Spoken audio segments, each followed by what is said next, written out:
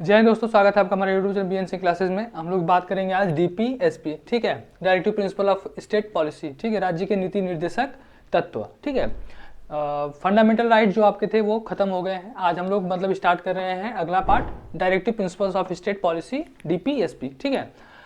अब देखिए जैसे डीपीएसपी की हम लोग बात करें तो डीपीएसपी नॉर्मली आपका मतलब ये पार्ट 4 कॉन्स्टिट्यूशन का पार्ट 4 सॉरी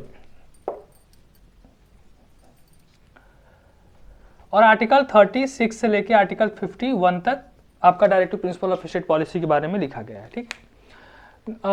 ये तो मतलब बहुत बेसिक क्वेश्चन है, बहुत बार हम लोग पढ़े हुए हैं कि जो हमारा जो डीपीएसपी है directive principle of state policy, ये आपका आयरलैंड से लिया गया है, सॉरी आयरिश, जो आयरलैंड यानी कि जो आयरिश कॉन्स्टिट्यूशन है उससे लिया गया है, ठीक है। आयरिश कॉन्स्टिट्यूशन से लिया गया है, आयरलैंड से लिया गया है।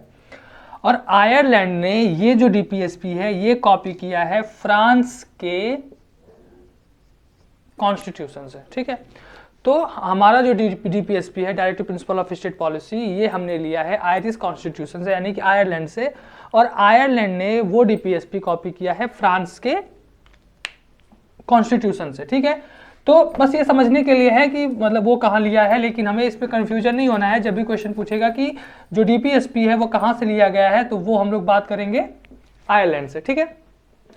अब देखिए डीपीएसपी है क्या, तो directive principle of state policy नाम से ही पता चलता है कि ये है राज्य के नीति निर्देशक तत्व। यानी कि जब भी लेजिस्लेचर, एग्जीक्यूटिव या जो आपके एडमिनिस्ट्रेटिव जो भी हैं अथॉरिटीज हैं, वो जब भी कोई कानून बनाएंगे या कुछ भी ऐसा करने की कोशिश करेंगे तो वो इस चीज को यानी कि अपना जो भी कानून है उसको बनाते समय ये जो निर्देशक दिए गए हैं, ये जो डायरेक्टिव दिए गए हैं स्टेट पॉलिसी में, अपनी नीतियों को बनाते समय इन बातों को ध्यान रखेंगे। यानी कि डीपीएसपी में जो बातें लिखी गई हैं, कोई भी सरकार अगर अपना कानून बनाएगा, जब भी वो विधि के निर्माण करेगी, जो भी जनता के लिए पॉलिसी बनाएगी, तो इन बातों का वो ध्यान रखेगी, ठीक है। यानी कि डीपीएसपी में जो बातें कही गई हैं वो सरकार को उनको मतलब आगे लेकर चलना है, ठीक है। ऐसा तो नहीं है कि मतलब अनिवार्य सरकार उसको करे ही करे, उसके बारे में भी हम बात करेंगे। अब जो directive principle of state policy है, ये एक तरह से देखा जाए तो ये डायरेक्टिव्स है, यानी कि गवर्नमेंट को डायरेक्टिव दिए जाते हैं कि ऐसा करना है, और सरकार अगर न करे, ठीक है। देखिए डीपीएसपी जो है ये आपके नॉन जस्टिसिएबल है। नॉन जस्टिसिएबल का मतलब क्या है कि आप इसको लेके कोर्ट में नहीं जा सकते। जैसे हम फंडामेंटल राइट्स पढ़ रहे थे, फंडामेंटल राइट्स जब हम पढ़ रहे थे तो उसमें ये था कि अगर फंडामेंटल राइट्स अगर आपके वायलेट होते हैं तो आर्टिकल 32 के अंतर्गत जो आपको रेमेडीज दी गई हैं उसके अंतर्गत आप सुप्रीम कोर्ट, और 226 के अंतर्गत आप हाई कोर्ट जा सकते हैं। तो ये आपके रेमेडीज हैं अगर फंडामेंटल राइट का वायलेशन होता है। लेकिन अगर गवर्नमेंट मान लीजिए इन पॉलिसीज को, directive principle of state policy में जो बातें कही गई हैं, अगर उनको इन्फोर्स नहीं करती है, लागू नहीं करती है, तो आप उसके लिए कोर्ट में नहीं जा सकते। ये नॉन जस्टिसिएबल है, नॉट इन्फोर्सिएबल बाई कोर्ट, ठीक है। तो इसके लिए आप किसी भी कोर्ट में जा नहीं सकते कि मान लीजिए जैसे कोई भी पॉलिसी है, जैसे मान लीजिए ग्राम पंचायत का निर्माण करना, ये आपका एक पॉलिसी है, तो अभी तो ग्राम पंचायत का निर्माण हो चुका है, लेकिन मान लीजिए सरकार अगर ऐसा नहीं करती तो आप उसके लिए कोर्ट नहीं जा सकते थे, ठीक है। लोगों को स्वच्छ पानी, ठीक है, और बच्चों को जो है वो जैसे आपका आंगनबाड़ी वाला जो चीज़ें होती हैं, व्यवस्था होती है, ऐसे बहुत सारी चीज़ें जो हैं, जैसे आपका separation of judiciary from executive.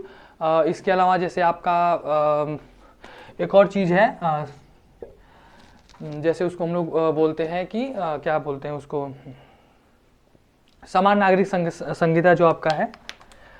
तो ये सब बातें आपकी जुडिशियल मतलब directive principle of state policy में लिखी हुई हैं। लेकिन आज तक जो आपका नागरिक संहिता है, जो सिविल जो है आपका सॉरी क्या बोलते हैं उसको, इक्वल्स क्या कर रहे हैं? अरे इसका नाम नहीं याद आ रहा है ना, क्या बोलते हैं?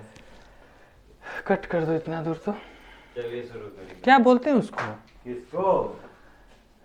मेन समय पे सब आ जाता है, अब मेन टाइम भी आ जाता किसको? है। अरे समान नागरिक संहिता, ह्यूमन राइट कमीशन। अरे जो नहीं होता सबके लिए एक कानून होगा, civil procedure, equal civil, uniform civil. हाँ यूनिफॉर्म सिविल कोड। चलिए बोलिए, हो जाए। ठीक है। तो जैसे आपके directive principle of state policy में लिखा हुआ है कि यूनिफॉर्म सिविल कोड होना चाहिए, पूरे देश के लिए एक होना चाहिए, लेकिन ये आज तक ऐसा नहीं हुआ है। सरकारों को ये डायरेक्टिव दी गई हैं कि वो सभी मतलब जो भी मतलब पूरे इंडिया के लिए एक यूनिफॉर्म सिविल कोड हो, लेकिन ऐसा अभी आज तक लागू नहीं हुआ है। तो इसके लिए हम कोर्ट में जा नहीं सकते कि सरकार ने आज तक ये इन्फोर्स नहीं किया है, तो आप सरकार को डायरेक्टिव दे या जो सरकार को ऑर्डर दे, ठीक है। तो ये नॉन जस्टिसिएबल है। अब मेनली हम लोग देखें तो जो हमारा directive principle of state policy है, इसको अगर क्लासिफाई करें एज अ स्टडी लेवल पे, तो इसको हम 3 पार्ट में डिवाइड कर सकते हैं: socialistic principle, Gandhian principles, liberal intellectual principles, ठीक है। समाजवाद सिद्धांत, गांधीयन सिद्धांत, और एक आपका है जो उदार बौद्धिकता जो है, बौद्धिकतावाद जो आपका प्रिंसिपल सिद्धांत है उसके बारे में। अब याद रखिएगा कि ये जो क्लासिफिकेशन है ये सिर्फ पढ़ने के उद्देश्य से ऐसा किया गया है, कॉन्स्टिट्यूशन में कहीं भी आपका क्लासिफिकेशन नहीं किया गया है, ठीक है। डीपीएसपी का क्लासिफिकेशन नहीं किया गया है। अब देखिए जो आपके आर्टिकल हैं 36 से लेके 51 तक, 36 में जो आपका है ये डिफिनीशन दिया गया है। 38 से मेनली जो आपके directive principle of state policy, mainly जो डायरेक्टिव्स दिए गए हैं वो आपके 38 से दिए गए हैं। तो सोशलिस्टिक का मतलब होता है सभी लोग इक्वल, चाहे वो पॉलिटिकल हो, सोशल लेवल पे हो या फिर इकोनॉमिक लेवल पे हो, सभी लोग बराबर हो। और जो स्टेट का जो रिसोर्सेज होगा, जो भी आपके नेचुरल रिसोर्सेज या जो भी होगा वो सब स्टेट ओन करेगा। इसमें हम कह सकते हैं कि प्राइवेट अथॉरिटी ना के बराबर होती है, यानी नहीं होती है। तो ये आपके जो सिद्धांत है, यानी कि सबसे कहने का मतलब ये है कि यहाँ पे सभी लोग बराबर हैं, जो भी रिसोर्सेज हैं वो सभी लोग इक्वली उसको डिस्ट्रीब्यूट किया जाए। इसके लिए आपका आर्टिकल 38, 39, 39A, 41, 42, 43, 43A, 47 ये आपके आर्टिकल्स सोशलिस्टिक प्रिंसिपल की बात करते हैं। गांधीयन प्रिंसिपल, गांधी के बारे में आपको पता होगा, गांधी जो थे वो कह सकते हैं कि गांव लेवल पे, ग्रामों पे ज़्यादा उनका फोकस होता था, गांव पे बहुत ज़्यादा फोकस होता था उनका, और वो कहते थे कि असली जो भारत है वो गांव में रहता है। तो ग्राम पंचायत, इन सब चीज़ों के बारे में आप देखेंगे तो वो गांधीयन प्रिंसिपल के आधार पर बात की गई है। आर्टिकल 40, 43, 43B, 46, 47, 48 ये आपके गांधीयन प्रिंसिपल पे बनाए गए हैं। तीसरा आपका है लिबरल इंटेलेक्चुअल प्रिंसिपल्स, ये आपका 45, 44, 45, 48, 48A, 49, 50, 51, ठीक है। अब हम लोग कल से बात करेंगे, आपका पहला हम लोग बात करेंगे सोशलिस्टिक प्रिंसिपल्स, यानी कि आपके आर्टिकल 38 से लेके 47 तक, ठीक है।